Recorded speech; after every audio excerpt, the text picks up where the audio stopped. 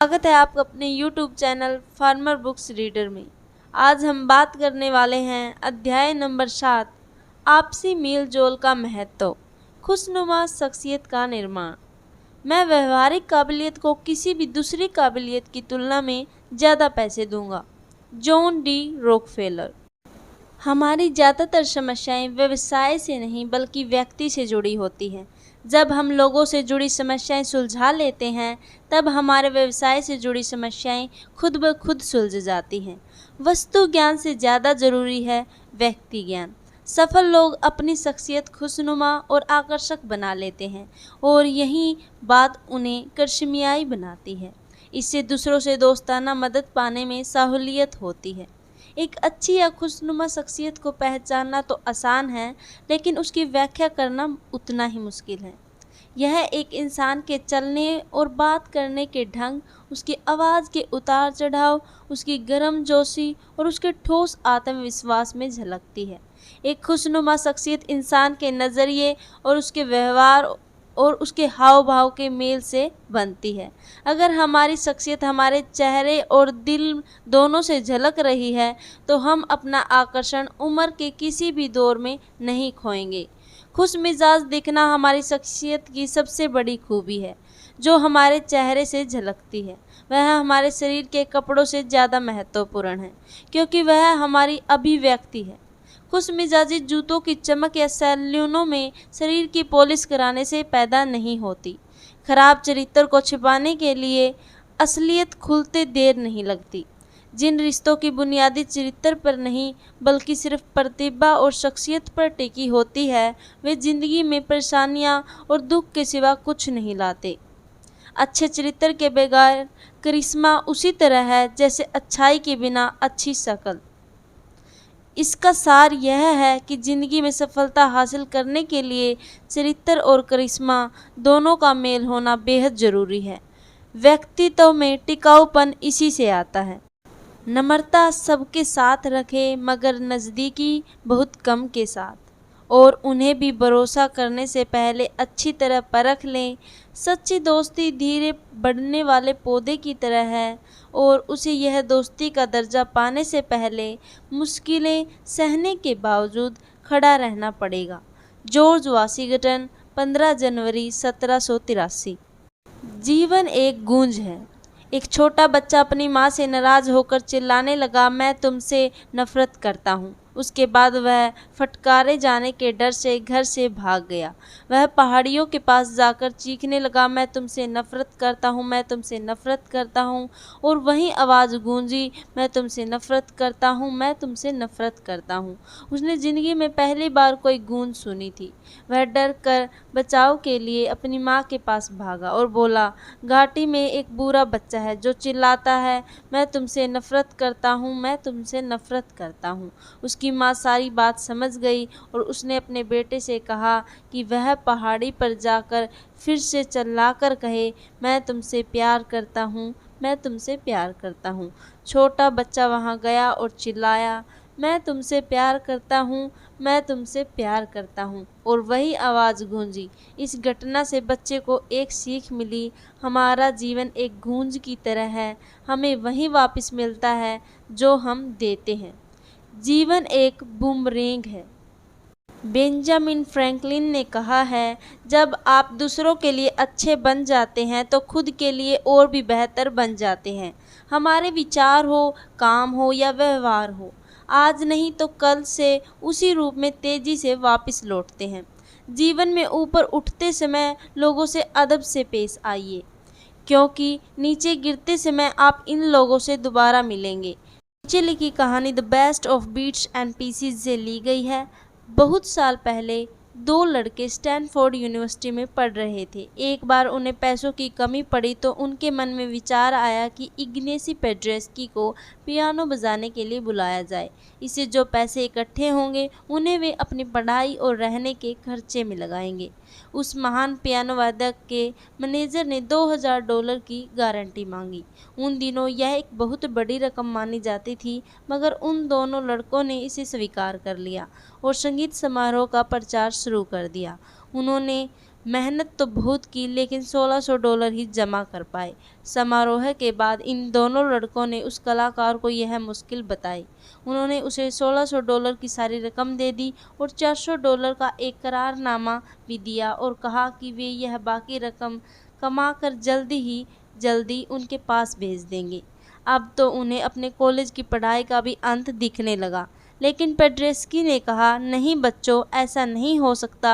उन्होंने वह करारनामा फाड़ दिया और सारा पैसा लौटाते हुए कहा, इन $1600 में से अपने खर्चे के पैसे निकाल लो और बची रकम में से 10% अपने मेहनताने के तौर पर ले लो, बाकी बची रकम मैं ले लूँगा।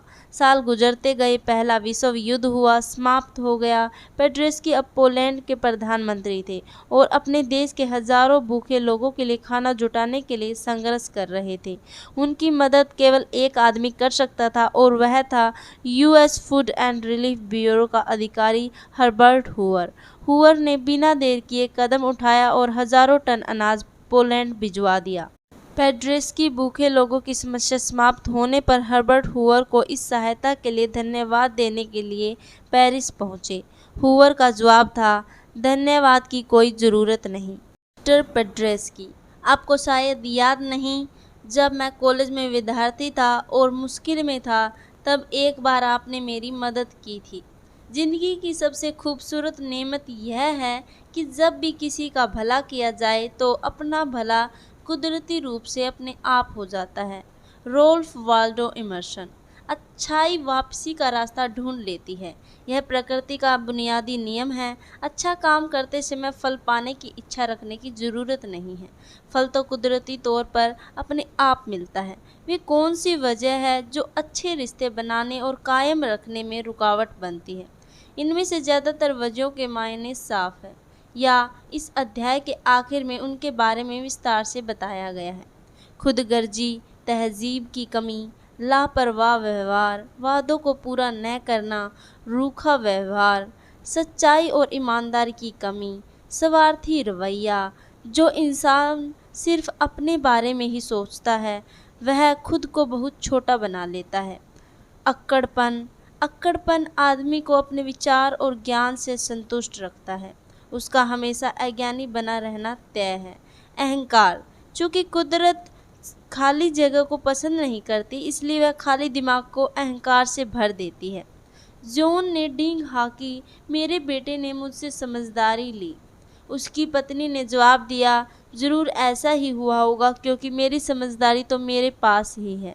नकारात्मक नज़रिया, बंद दिमाग, ध्यान से सुनने की कमी, सस्यवादी मिजाज, नैतिक मूल्यों के सम्मान की कमी, अनुशासन की कमी, दया की कमी, उतावलापन, क्रोध, तिगड़म व्यवहार, सामना करने की हिम्मत न होना, तुनुक मिजाजी, अस्थिरता, सच्चाई को अस्वीकार करना, पिछले बुरे अनुभव, उपेक्षा का नज़रिया, उपेक्षित होने की भावना, अच्छा एहसास नहीं है, यह दिलचस्पी की कमी जाहिर करता है। लालच, समुद्र के पानी की तरह है, जितना पीते हैं प्यास उतनी ही बढ़ती है। इस सूची में शायद सारी बातें नहीं हैं, हम में से ज़्यादातर लोगों में ऊपर लिखे कुछ लक्षण हो सकते हैं, किसी में एक बात ज़्यादा हो सकती है और किसी में एक कम। हमारा मकसद इन क्षेत्रों को परखना और सही राह पे आना है। अहंकार और गर्व में अंतर। अहंकार सही रिश्ते बनाने में सबसे बड़ी रुकावट होती है। अहंकार अपने आप में नशा है, यह नुकसानदेह किस्म का गर्व है जो अड़ियलपन को जन्म देता है। स्वस्थ गर्व तो किसी काम के पूरा होने से मिलने वाली विनम्र संतुष्टि की भावना है। अहंकार से दिमाग चढ़ जाता है, जबकि गर्व की भावना से आदमी का हृदय विशाल हो जाता है। दिमाग जितना चढ़ा होगा सिरदर्दी उतनी बड़ी होगी और दिल जितना बड़ा होगा विनम्रता उतनी ही ज़्यादा होगी।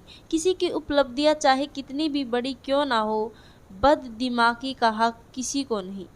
गर्व जरूर होना चाहिए लेकिन बद दिमागी का नहीं। अहंकार, मैं सब कुछ जानता हूँ वाला नज़रिया, एक अहंकारी व्यक्ति की दुनिया उसी से शुरू होती है और उसी पर ख़त्म होती है। वह समझता है कि दुनिया उसके इर्द गिर्द घूमती है। अहंकारी व्यक्ति स्वाभाविक रूप से खुशमिजाज नहीं होता, बल्कि गलती से कभी कभी खुशमिजाज हो जाता है। एक बॉस ने अपने एक कर्मचारी से पूछा, तुम्हें तनख्वाह में कितनी बढ़ोतरी चाहिए? उस कर्मचारी ने कहा, बहुत ज़्यादा, मैं भगवान से इसकी प्रार्थना करता आया हूँ। बॉस ने जवाब दिया, अब तुम्हें यह नहीं मिल सकती क्योंकि तुमने मुझसे ऊंचे अधिकारी से भी बात की है। एक अहंकारी दूसरे को सदा नीचा दिखाता है। अहंकार का भाव ऐसा बाम है जो मूर्खता के दर्द को कम कर देता है। न्यूटन रोकने। अपने भलाई के बारे में सोचने और स्वार्थी होने में क्या अंतर है? इन दोनों शब्दों के बीच का फर्क समझना जरूरी है। स्वार्थी होना नकारात्मक और बर्बादी लाने वाला भाव है। यह रिश्तों को तोड़ता है क्योंकि यह गलत मूल्यों पर आधारित होता है। स्वार्थी व्यक्ति पाने और खोने के सिद्धांत पर विश्वास करता है। दूसरी ओर अपनी भलाई की चिंता करना उचित है। इससे समृद्धि, मानसिक शांति, अच्छी सेहत और खुशियाँ बढ़ती है। अपनी भलाई चाहने की भावना सबकी जीत में विश्वास करती है। ईर्ष्या उस बाघ की तरह है जो न केवल अपने शिकार को बल्कि उस हृदय को भी चीर डालती है जिसमें वह बसती है। Michael Beer. केकड़ा स्वभाव क्या है? क्या आप जानते हैं कि यदि आप केकड़ों को किसी खुले हुए बक्से में डाल दें तो भी वे बक्से में ही रहेंगे।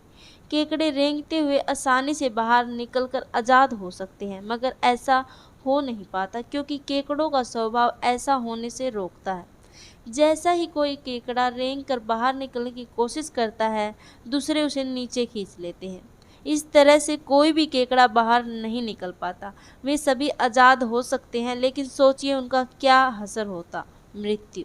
ईर्ष्या करने वाले लोगों पर भी यही बात लागू होती है। वे जीवन में कभी आगे नहीं बढ़ते और दूसरों को भी आगे नहीं बढ़ने देते। जलन की भावना कमजोर स्वाभिमान का लक्षण है। यह सर्वव्यापी दुर्गुण है। सबसे बड़ी चुनौती उस समय आती है जब जलन की भावना किसी देश के राष्ट्रीय चरित्र का हिस्सा बन जाती है। तब देश पिछड़ने लगता है। आने वाली पीढ़ियों को इसके भयंकर नतीजे भुगतने पड़ते हैं। जलन की भावना लोगों को भ्रष्ट बना देती है। हमें खुले दिमाग का होना चाहिए, न कि खाली दिमाग का।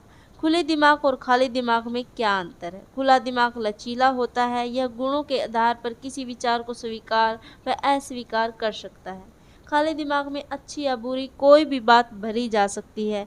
यह बिना जांचे परखे कुछ भी स्वीकार कर लेता है। चीज़ें हमें वैसी नहीं दिखती जैसी वे हैं, बल्कि वैसी दिखती है जैसे हम हैं। यह एक ऐसे बुद्धिमान व्यक्ति की कहानी है जो अपने गांव में बाहर बैठा हुआ था। एक यात्री उधर से गुजरा। उसने उस व्यक्ति से पूछा, इस गांव में किस तरह के लोग रहते हैं? क्योंकि मैं अपना गांव छोड़कर किसी और गांव में बसने की सोच रहा हूं। तब उस बुद्धिमान व्यक्ति ने पूछा, तुम जिस गांव को छोड़ना चाहते हो उस गांव में कैसे लोग रहते हैं? उस आदमी ने कहा, वे स्वार्थी, निर्दयी और रूखे हैं। बुद्धिमान व्यक्ति ने जवाब दिया, इस गांव में भी ऐसे ही लोग रहते हैं। कुछ समय बाद एक दूसरा यात्री वहां आया और उसने उस बुद्धिमान व्यक्ति से वही सवाल पूछा। बुद्धिमान व्यक्ति ने उससे भी पूछा, तुम जिस गांव को छोड़ना चाहते हो उसमें कैसे लोग रहते हैं? उस यात्री ने जवाब दिया, वहाँ के लोग विनम्र, दयालु और एक दूसरे की मदद करने वाले हैं। तब बुद्धिमान व्यक्ति ने कहा, इस गांव में भी तुम्हें ऐसे ही लोग मिलेंगे। आमतौर पर हम दुनिया को उस तरह नहीं देखते जैसी वह है, बल्कि जैसे हम खुद हैं वैसी देखते हैं। ज़्यादातर मामलों में दूसरे लोगों का व्यवहार हमारे ही व्यवहार का आईना होता है। अगर हमारी नीयत अच्छी होती है तो हम दूसरों की नीयत भी अच्छी मान लेते हैं। हमारा इरादा बुरा होता है तो हम दूसरों को भी बुरा मान लेते हैं। भरोसा। सभी रिश्ते भरोसे पर आधारित होते हैं, जैसे कि मालिक नौकर, माँ बाप, बच्चे, पति पत्नी, गुरु विद्यार्थी, खरीदने वाले, बेचने वाले और ग्राहक सेल्समैन का रिश्ता। बिना निष्ठा और ईमानदारी के भरोसा कैसे हो सकता है? भरोसे के संकट में पड़ने का मतलब है सच्चाई का संकट में पड़ना। भरोसा भरोसेमंद पर ही किया जाता है। भरोसा इन बातों से पैदा होता है। विश्वसनीयता वचनबद्धता से जन्म लेती है। विश्वसनीय आदमी के बारे में पहले से अंदाज़ा लगाया जा सकता है। स्थिरता विश्वास बढ़ाती है। सम्मान खुद और दूसरों का सम्मान करने के लिए इंसान का गौरव बढ़ाता है और उसमें दूसरों की परवाह करने का नज़रिया पैदा करता है। निष्पक्षता न्याय और निष्ठा के भाव को जगाती है। खुलापन दूसरों की बात ध्यान से सुनने और उनके विचारों के साथ साझेदारी की इच्छा दर्शाता है। समता कथनी और करनी में समानता होनी चाहिए। अगर कोई कहता कुछ और करता कुछ है तो आप उसका कैसे यकीन करेंगे। अक्षमता काबिलियत और सेवा की भावना से जन्म लेती है। ईमानदारी विश्वसनीयता का महत्वपूर्ण अंग है। स्वीकृति सुधार के प्रयास के बावजूद हमें एक दूसरे की कमियों और खूबियों को एक हद तक कबूल करने की ज़रूरत होती है। चरित्र किसी इंसान में कितनी ही योग्यता क्यों ना हो, लेकिन वह चरित्रहीन है तो उस पर विश्वास नहीं किया जा सकता। साहस जिस इंसान में साहस की कमी है वह तकलीफ में आपका साथ जरूर छोड़ देगा। भरोसे का महत्व प्यार से भी ज़्यादा है। हम कुछ लोगों को प्यार तो कर सकते हैं लेकिन उन पर भरोसा नहीं कर सकते। रिश्ते बैंक अकाउंट की तरह है, हम उनमें जितना जमा करते हैं वे उतने ही बढ़ते हैं, इसलिए हम उतना ही निकाल भी सकते हैं। लेकिन अगर आप बिना जमा किए निकालने की कोशिश करेंगे तो निराशा ही हाथ लगेगी। खराब रिश्तों और भरोसों की कमी के कुछ नतीजे नीचे बताए गए हैं। तनाव, खराब सेहत, आपसी संवाद की कमी, अविश्वास, चिड़चिड़ापन, क्रोध, बंद दिमाग या संकुचित सोच, पूर्वाग्रह, टीम भावना का अभाव, आत्मबल का टूटना, अविश्वसनीयता, असहयोग का व्यवहार, आत्मसम्मान की कमी, टकराव, संदेह, मायूसी, उत्पादकता में कमी, उदासीनता, अकेलापन, ये सब खराब रिश्तों और भरोसे की कमी के नतीजे हैं। धन्यवाद दोस्तों, मुझे आशा है कि आपको यह वीडियो पसंद आई होगी। यदि आपको कोई सुझाव देना हो तो प्लीज़ कमेंट करें, ज़्यादा से ज़्यादा लाइक और सब्सक्राइब करें।